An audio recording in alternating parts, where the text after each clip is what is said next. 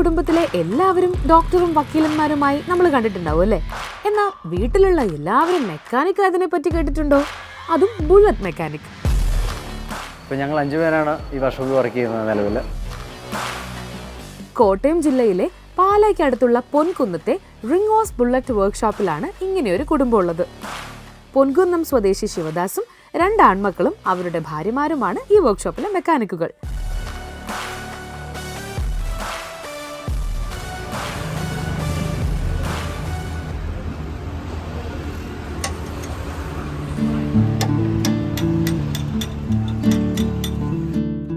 എൻ്റെ പേര് ശിവദാസ് എന്നാണ്. ഞാൻ 50 വർഷമായിട്ട് ബുള്ളറ്റിൻ്റെ പണി ചെയ്യുന്നയാളാണ്. എൻ്റെ കൂട്ടത്തിൽ എൻ്റെ കുടുംബം മൊത്തം പണിയുന്നുണ്ട്. എൻ്റെ വൈഫ്, എൻ്റെ മക്കൾ, അവരുടെ ഭാര്യമാർ, ഞങ്ങളെല്ലാവരും ഒന്നിച്ചാണ് ഈ പ്രസ്ഥാനം മുന്നോട്ട് കൊണ്ടുപോയിക്കൊണ്ടിരിക്കുന്നത്.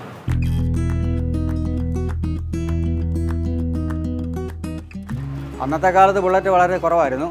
SD, Java, Chetak scooter, 100cc വന്ന കാലം മുതൽ പിന്നെ കുറച്ച് 100cc പണിയുന്നുണ്ടായിരുന്നു. ഞങ്ങൾ ഇവിടെ തന്നെ താമസിക്കുന്നതുകൊണ്ട് എല്ലാ ദിവസവും വൈകിട്ട് കസ്റ്റമറിലെ പോയി കഴിയുമ്പം മെയിനായിട്ട് ഇഞ്ചൻ പണി, ഞങ്ങളുടെ പണിയൊക്കെ വൈകിട്ടാണ് പണിയുന്നത്. അപ്പോൾ വൈഫ് കയറി വരും. ആ കൂട്ടത്തിൽ പിള്ളേരും കൂടെ വന്ന് അവർക്ക് നല്ല താല്പര്യമുണ്ട് ഇതിനകത്ത്. അച്ഛൻ ചെയ്യുന്ന ജോലിയിലേക്ക് മക്കൾ വന്നപ്പോഴും അവരുടെ വിദ്യാഭ്യാസത്തിൽ ഒരു കുറവും ശിവദാസ് വരുത്തിയിട്ടില്ല. മെക്കാനിക്കൽ എഞ്ചിനീയറിംഗ് ബിരുദധാരികളാണ് ഈ സഹോദരങ്ങൾ. ഇവർ 2 പേരുമാണ് എൻ്റെ മക്കൾ. ഇത് ഗരീഷാണ് മൂത്തത്. ഇത് ഗിരീഷ് രണ്ടാമത്തെ ആൾ. ഇത് 2 പേരും എൻ്റെ കൂടാണ്. 2 പേരും ബിടെക് കഴിഞ്ഞു. വേറെ ജോലിക്കൊന്നും ഇതുവരെ പോയിട്ടില്ല. ഇവിടെ തന്നെയാണ് ഇവർ 2 പേരും. വർക്ക്ഷോപ്പിൽ ഞങ്ങൾ കുഞ്ഞിലെ തൊട്ടേ ഇവിടെയാണ്. വീട് ഇതിൻ്റെ അടിയിൽ തന്നെയാണ്, വർക്ക്ഷോപ്പിൻ്റെ അടുത്ത് തന്നെയാണ്. അപ്പം എപ്പോഴും +2 പഠിച്ചാണെങ്കിൽ തൊട്ടടുത്ത് തന്നെയാണ്. ക്ലാസ് കഴിയുമ്പോൾ നേരെ ഇവിടെ വന്ന് വർക്ക്ഷോപ്പിലേക്ക് കയറാറാണ് പതിവ്. അത് തന്നെ അങ്ങനെ നമ്മൾ വർക്ക്ഷോപ്പിലോട്ട് കൊച്ചിലോട്ട് ഇത് കണ്ടു വളർന്നുകൊണ്ട് അതിനുള്ള ഇഷ്ടം. അച്ഛൻ നേരത്തെ ട്രെയിനിങ്ങിന് ചെന്നൈ, ഡൽഹി അവിടെയൊക്കെ പോയിട്ടുണ്ട്. അപ്പം അവിടെ പറയുന്നത് ലാംഗ്വേജ് ഒരു ഇഷ്യൂ ആയിട്ട് പറയുന്നുണ്ട്. ടെക്നിക്കൽ വേർഡ്സൊക്കെ പറയുമ്പം മനസ്സിലാക്കാൻ ബുദ്ധിമുട്ട് പറയുന്നുണ്ട്. അപ്പം ഞങ്ങൾ ഓർത്തു ഇങ്ങനെ കുറച്ച് ഡിഗ്രി ലെവലിൽ മെക്കാനിക്കലായിട്ട് എന്തെങ്കിലും പഠിക്കുകയാണെങ്കിൽ ഇതിനോട് കുറച്ചുകൂടി ഈസി ആവുമെന്ന് ഓർത്തു. അങ്ങനെ മെക്കാനിക്കൽ എഞ്ചിനീയർ എടുക്കാനുള്ള താല്പര്യം വന്നു. എല്ലാ കാര്യത്തിനും അച്ഛൻ ഭയങ്കര സപ്പോർട്ടാണ്. നമുക്ക് ആദ്യമേ മുതലേ ചെയ്യിക്കുന്നത് വെച്ചാൽ അച്ഛൻ അഴിച്ചു വെക്കുന്ന സാധനങ്ങളൊക്കെ ക്ലീൻ ചെയ്യാൻ തരും. അപ്പം ക്ലീൻ ചെയ്ത് കഴിയുമ്പം പിന്നെ അത് പിടിപ്പിക്കാനായിട്ട് ആദ്യമേ അച്ഛനത് കാണിച്ചു തരും. പിന്നെ നമ്മളെ കൊണ്ട് അത് ചെയ്യിക്കും. അപ്പം നമുക്ക് ഓൾറെഡി അങ്ങനെ ഇൻട്രസ്റ്റ് ആയി. അതുകൊണ്ടാണ് ഇതിലേക്ക് കയറി വന്നത്. പണ്ട് മുതലേ അച്ഛൻ ബുള്ളറ്റ് ആണ് പണിതുകൊണ്ടിരുന്നത്. കൂടുതലും അച്ഛൻ്റെ ഫ്രണ്ട്സ് ഒക്കെ ആണെങ്കിലും ബുള്ളറ്റാണ് കൂടുതലും ചെയ്തുകൊണ്ടിരുന്നത്. പിന്നെ നമ്മൾ കണ്ടിട്ടുള്ളതും ബുള്ളറ്റ് മാത്രമേ നമ്മളങ്ങനെ കൂടുതലും കണ്ടിട്ടുള്ളൂ. പഴയ വണ്ടികളെല്ലാം നമുക്ക് ചെയ്ത് പഠിച്ചാലേ നമുക്കറിയാൻ പറ്റത്തുള്ളൂ. പുതിയ വണ്ടികളെന്ന് വെച്ചാൽ എല്ലാം OBD ടൂൾ പോലുള്ള ടൂളുകൾ വെച്ചാണ് നമ്മൾ ചെയ്യുന്നത്. അപ്പം എൻഫീൽഡിൻ്റെ ട്രെയിനിങ് നമുക്ക് പുതിയ വണ്ടി ഇറങ്ങുന്ന വണ്ടികളുടെ എല്ലാം ട്രെയിനിങ് അവർ നമുക്ക് പ്രൊവൈഡ് ചെയ്യുന്നുണ്ട്.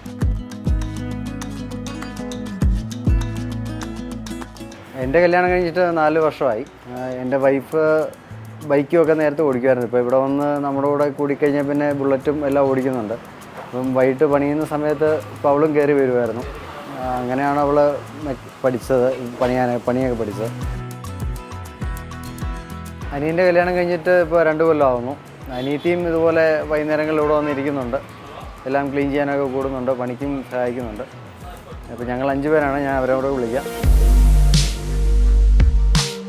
ഇപ്പോൾ ഞങ്ങൾ 5 പേരാണ് ഈ വർക്ക്ഷോപ്പിൽ വർക്ക് ചെയ്യുന്നത് നിലവിൽ.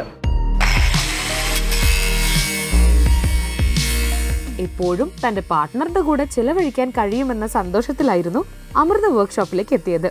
പിന്നീട് അത് മെക്കാനിക്കൽ ജോലികളോടുള്ള ഇഷ്ടം കൂടിയായി മാറി. 2 വർഷങ്ങൾക്ക് മുൻപ് വിവാഹം കഴിഞ്ഞെത്തിയ ശ്രുതിയും വർക്ക്ഷോപ്പിലേക്ക് എത്തിയത് അങ്ങനെയാണ്. എപ്പോഴും സന്തോഷത്തോടെ ഇരിക്കുക എന്നതാണ് പ്രധാനം. അത് കുടുംബത്തോടൊപ്പം ആകുമ്പോൾ സന്തോഷം കൂടില്ലേ എന്നാണ് അമൃതയും ശ്രുതിയും പറയുന്നത്. വീട് ഇതിൻ്റെ അടിയിൽ തന്നെയാണ്. അപ്പോൾ നമ്മൾ താഴത്തെ പരിപാടിയെല്ലാം കഴിയുമ്പോൾ ഇങ്ങ് കയറിപ്പോരും. ഇവിടെ വന്നിരുന്ന് ഇവരോടിരുന്ന് സംസാരിച്ച് ഒക്കെ ഇരുന്ന സമയത്താണ് ഹസ്ബൻഡ് ആദ്യം ഇന്ന ടൂൾസ് ഒന്നും എടുത്തേ. അപ്പം നമ്മൾ കറക്റ്റായിട്ട് നോക്കി എടുക്കുന്നുണ്ടോ ഇല്ലയോ എന്നറിയാൻ വേണ്ടി അവർ പറയുന്ന കാര്യമായിരുന്നു. അതിനുശേഷം ഓരോന്ന് ക്ലീൻ ചെയ്യാനൊക്കെ തന്നു. പിന്നെയാണ് നമ്മൾ പണിയിലോട്ട് ആയത്. നമുക്ക് പണി പിന്നെ ഭയങ്കരമായിട്ട് ഇഷ്ടപ്പെട്ടു. ഒന്ന് നമുക്ക് ഇവരുടെ കൂടെ തന്നെ എപ്പോഴും ഇരിക്കുക എന്നുള്ളതാണ് ഏറ്റവും വലിയ കാര്യം. അതായിരുന്നു ആദ്യം, ഇവരുടെ കൂടെ തന്നെ ഉണ്ടല്ലോ എപ്പോഴും. പക്ഷെ പിന്നെ ആലോചിച്ചത് ചുമ്മാ ഇരിക്കുന്നതിലും രസം പണിയുന്നതല്ലേ. പക്ഷെ വണ്ടിയോടുള്ള ഇഷ്ടമുള്ളത് കൊണ്ട് പണിയാനും നമുക്ക് ഇഷ്ടമായി തുടങ്ങി. ഞാൻ പഠിച്ചത് BSc മാത്സ് ആയിരുന്നു. ഡിഗ്രി കഴിഞ്ഞ ആണ് കല്യാണം. അതിനുശേഷമാണ് ഇവിടെ വന്നിരുന്ന് ഇവരോട് പണിയാൻ തുടങ്ങിയത്. ഞാൻ ചിന്തിക്കുന്നത് മാത്സ് ആയിരുന്നു ഇതിൽ എളുപ്പം, കാരണം ഇത് ഇച്ചിരി ടഫാണ്. ഒന്നില്ലെങ്കിലും അപ്ഡേറ്റ് ആയിട്ടിരിക്കുക എന്നുള്ളതാണല്ലോ. ഇപ്പോൾ പുതിയ വണ്ടി ഇറങ്ങുന്നു. ഇപ്പോൾ BF 650 ഒക്കെ വരുന്നുണ്ട്. അപ്പം അതിൽ തന്നെ എൻജിൻസൊക്കെ വ്യത്യാസം വരുന്നു. ആദ്യമൊക്കെ ആണെങ്കിൽ കാസ്റ്റേണിൻ്റെ എൻജിൻസ് ആയിരുന്നു, പിന്നെ അത് UC ആയി, പിന്നെ J series ആയി. അപ്പം അത് തന്നെ ഇങ്ങനെ മാറിക്കൊണ്ടിരിക്കും. അപ്പം അതിനനുസരിച്ച് നമ്മൾ അപ്ഡേറ്റ് ആയിട്ട് നിൽക്കുക എന്നുള്ളത് ഭയങ്കര പാടാണ്. അത് നന്നായിട്ട് നമ്മൾ നിന്നാലേ ഈ മേഖലയിൽ നമുക്കിങ്ങനെ പിടിച്ച് നിൽക്കാൻ സാധിക്കുള്ളൂ. അപ്പോൾ പഠിച്ച് തീരുന്നൊരു കാര്യമല്ല. മാത്സ് എന്ന് പറഞ്ഞാൽ ഡിഗ്രി കൊണ്ട് പഠിച്ച് തീർന്ന്, പക്ഷേ ഇത് പഠിച്ച് തീരുന്ന കാര്യമല്ല. ഇത് ഡേ ബൈ ഡേ നമ്മൾ പഠിച്ചുകൊണ്ടിരിക്കണം. അപ്പോൾ ഇതാണ് കുറച്ചുകൂടെ ടഫ്. ഇവിടെ വന്നപ്പോൾ തൊട്ട് ഇവർ 4 പേരും പണിയുന്നുണ്ട്. അറിയായിരുന്നു, കല്യാണം ആലോചിക്കുമ്പോഴേ അറിയായിരുന്നു. ഇവിടെ വന്ന പിന്നെ ഇവരെല്ലാവരും പറഞ്ഞു തരാനും എല്ലാം നമുക്ക് സപ്പോർട്ടീവായിരുന്നു. ഞാനും ഇതിലൂടെ എനിക്കും താല്പര്യം തോന്നി. അങ്ങനെയാണ് ഇവർ പറഞ്ഞു തരുന്നു, ഞാനും ചെയ്യും. ഞാനിപ്പം എയർ ഫിൽറ്റർ മാറും, ഓയിൽ ഫിൽറ്റർ മാറും, പിന്നെ ക്ലീനിങ് ആണ് മെയിനും. പിന്നെ അഴിക്കാനുള്ളതെല്ലാം അഴിക്കും. ചെറിയ പഠിച്ചു വരുന്നതേ ഉള്ളൂ.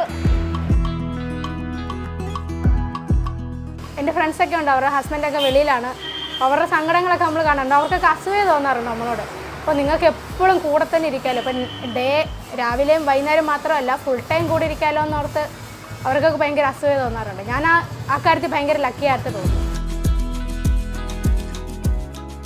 നമുക്കിപ്പം ഒരു കാര്യം ചെയ്യുന്നത് തെറ്റാണെങ്കിൽ നമുക്ക് ധൈര്യമായിട്ട് അവരോട് പറയാം, അതങ്ങനല്ല, അതിങ്ങനെയാണെന്ന് പറയാനുള്ളൊരു സ്വാതന്ത്ര്യമുള്ളതാണ് നമുക്ക് ഏറ്റവും വലിയൊരു സന്തോഷം. എന്നുവെച്ചാൽ ഇപ്പം ചേച്ചിയാണേലും വൈഫാണേലും അവർക്ക് താല്പര്യമുണ്ട്, പക്ഷേ അവർക്ക് ചെയ്യാൻ പറ്റുന്നില്ലാത്തൊരു കാര്യം നമുക്ക് പറഞ്ഞു കൊടുക്കുന്നതാണ് നമുക്ക് സന്തോഷമുള്ള കാര്യമാണ്. പറഞ്ഞു കൊടുക്കുന്നത് ചിലപ്പോൾ എന്തെങ്കിലും അഴിക്കുന്നതോ അല്ലെങ്കിൽ ചില നട്ടുകളൊന്നും അഴിക്കാൻ പറ്റാതാകുമ്പം അവർ നമ്മളെ വിളിക്കും. അപ്പോൾ നമ്മളൊരിക്കലും വഴക്ക് പറയാറില്ല, അവർക്ക് നമ്മൾ പറഞ്ഞു കൊടുക്കുമ്പോൾ അവർ പെട്ടെന്ന് തന്നെ അത് ക്യാപ്ചർ ചെയ്യും. അവർക്ക് പറഞ്ഞാലും പെട്ടെന്ന് പിണങ്ങി പോകും കേട്ടോ. അവർക്ക് പറഞ്ഞ് പിണങ്ങിയൊക്കെ പോകും ഇടയ്ക്ക്, പിന്നെ തന്നെ കയറി വരും. അല്ല, എന്തെങ്കിലും തെറ്റി നമ്മൾ അങ്ങനെയല്ല ഇങ്ങനെ ചെയ്യേണ്ടത് പറഞ്ഞു കൊടുത്തു കഴിയുമ്പം പിന്നെ അങ്ങനെ തന്നെ ചെയ്യുമ്പോൾ നമ്മൾ എന്തെങ്കിലും പറയുമല്ലോ, അതെന്നാ കാണിക്കുന്നത് ചോദിക്കുമ്പോൾ പെട്ടെന്ന് ഇറങ്ങി പോവുകയൊക്കെ ചെയ്യുമ്പോൾ പിന്നെ വീട്ടിലോട്ട് തന്നെയല്ലേ പോകുന്നത്, കുറച്ച് കഴിയുമ്പോൾ കയറി വരും. ഒരുപാട് പേര് വന്ന് നമ്മുടെ അടുത്ത് ചോദിക്കാറുണ്ട്. ഇപ്പം ഹരീഷേ, നിങ്ങൾ പുറത്തോട്ടൊരു ജോലി വരുന്നു, അല്ലെങ്കിൽ ഗിരീഷിനോടാണെങ്കിലും ചോദിക്കാറുണ്ട്.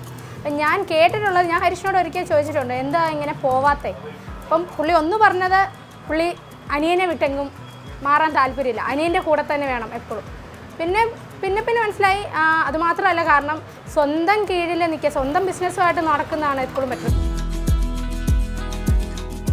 അപ്പോൾ ഇവിടെ ആർക്കും ഇങ്ങനെ ഇന്ന ആൾക്ക് ശമ്പളം അങ്ങനെയൊന്നുമില്ല. അച്ഛൻ തരും കേട്ടോ, തരത്തില്ലെന്നല്ല, അച്ഛൻ പണിയുന്നതിന് പൈസ തരും. നമുക്ക് പ്രത്യേകിച്ച് ശമ്പളമില്ല, അതൊന്നാമത്തെ കാര്യം. പിന്നെ ഓണമൊക്കെ ആകുമ്പോഴത്തേക്കിനും അച്ഛൻ കുറച്ച് ടിപ്സായിട്ട് തരും. പിന്നെ ഈ പൈസ എല്ലാം വേറെ എങ്ങും പോകുന്നില്ലല്ലോ, ഇതെല്ലാം നമുക്ക് തന്നെയല്ലേ. അപ്പം നമുക്ക് അങ്ങനെ പ്രത്യേകിച്ച് ശമ്പളം വേണമെന്ന് തോന്നിയിട്ടില്ല. മൊത്തത്തിൽ ആൾ ഭയങ്കര കൂളാണ്. അതുകൊണ്ടാണല്ലോ നമുക്ക് ഇപ്പം ഇവിടെ തന്നെ ഇങ്ങനെ ഇരിക്കാൻ പറ്റുന്നത്. പുള്ളി കൂളായതുകൊണ്ടും അനിയനും അച്ഛനും എല്ലാവരും ഭയങ്കര കിടുവായതുകൊണ്ടല്ലേ. ഒരു 80% ആൾക്കാർ നമ്മളെ സപ്പോർട്ട് ചെയ്യുവാണെങ്കിലും പിന്നെ 20% ആൾക്കാർ ക്രിട്ടിസൈസ് ചെയ്യുന്നവർ തീർച്ചയായിട്ടും ഉണ്ടാവും. പക്ഷെ നമ്മളവരെയൊക്കെ അങ്ങ് ഇഗ്നോർ ചെയ്ത് കളയാമെന്നല്ലാതെ നമുക്ക് അതിന് ബദൽ പറയാൻ നിന്നാൽ നമുക്ക് ഇതുകൊണ്ട് മുന്നോട്ട് പോകാൻ പറ്റാണ്ട് വരും. ചുറ്റുമുള്ളവരുടെ ഹാപ്പിനെസ് നോക്കേണ്ട കാര്യമില്ല, നമ്മൾ നമ്മുടെ ഹാപ്പിനെസ് നോക്കുക, നമുക്ക് സാറ്റിസ്ഫൈ ആവുന്ന കാര്യങ്ങൾ ചെയ്യുക എന്നുള്ളതാണ്. മെയിനായിട്ട് രാവിലെ ഓൾമോസ്റ്റ് പണിയെല്ലാം കഴിയും. അത് കഴിഞ്ഞിട്ട് ഉച്ചയോടെ ആകുമ്പം ഇങ്ങോട്ട് വരും. ഒരു നൈറ്റ് വരെ ഇരിക്കും നമ്മൾ. ബാക്കിയെല്ലാം നമ്മൾ, അമ്മയുണ്ട്, ചേട്ടത്തിയുടെ കുഞ്ഞുണ്ട്. അമ്മയാണ് ഏറ്റവും വലിയ സപ്പോർട്ട്. അമ്മയ്ക്ക് അവിടെ താഴെ നമ്മൾ പണി ചെയ്തില്ലെങ്കിലൊന്നും ഒരു പ്രശ്നമില്ല. അമ്മയ്ക്ക് അച്ഛനെ സഹായിക്കുന്നതാണ് അമ്മയ്ക്ക് ഏറ്റവും ഇഷ്ടം. അമ്മേനെ സഹായിച്ചില്ലെങ്കിലും കുഴപ്പമില്ല. അതുകൊണ്ടാണ് ഞങ്ങൾ കൂടുതൽ സമയം ഇവിടെ ഇങ്ങനെ ഇരിക്കുന്നത്. തീർച്ചയായിട്ടും എല്ലാ വീടുകളിലും ഇങ്ങനെയൊക്കെ മാറുന്നത് ചിലപ്പോൾ അമ്മമാർക്കൊക്കെ അതൊരു പ്രശ്നമായിരിക്കും. ഞങ്ങളുടെ അമ്മയ്ക്ക് എന്നാളും അങ്ങനെ ഒരു പ്രശ്നമില്ല. നൈറ്റ് ആണേലും അമ്മ കയറി വരും, ഇവിടുത്തെ പണിയെല്ലാം ക്ലീനിങ്ങും എല്ലാം ചെയ്യും. ഞങ്ങളെല്ലാം ഒരുമിച്ചായിരിക്കും താഴോട്ട് പോകുന്നത്, കിടക്കുന്നത് ഒക്കെ. ഹാപ്പിയാണ്. ഞാനിവിടെ വർഷങ്ങളായിട്ട് വണ്ടി കൊടുക്കാറുള്ളതാണ്. വേറെ അവിടെ കൊടുക്കുന്നതിലും ഇച്ചിരി ഒരു സാറ്റിസ്ഫാക്ഷൻ ഉണ്ട് ഇവിടെ കൊടുക്കുന്നത്, വേറെ ഒന്നും കൊണ്ടല്ല. ഒന്നാമത്തെ കാര്യം ഇവിടെ താമസിക്കുന്ന ഇവർ ഇവിടെ താഴെ തന്നെയാണെന്നാണ് പറയുന്നത്.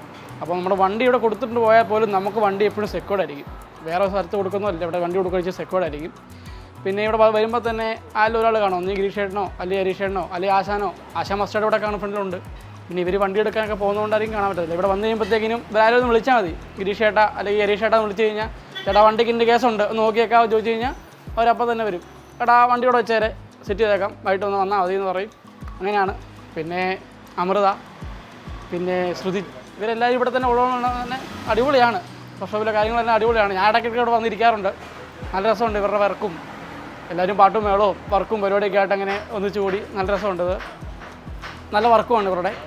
നമുക്ക് ഈ അൽക്കുളുത്ത് പണിയല്ല, പണിതിട്ടുണ്ടെങ്കിൽ നല്ല പക്കായിട്ട് തന്നെ പണിത് തന്നെ നമുക്ക് വണ്ടി പണിത് സെറ്റപ്പായിട്ട് തരും. പിന്നെ ഒരു വരവേണ്ട ആവശ്യമില്ല, ബാക്കിയെല്ലാം നല്ല സൂപ്പറാണ്.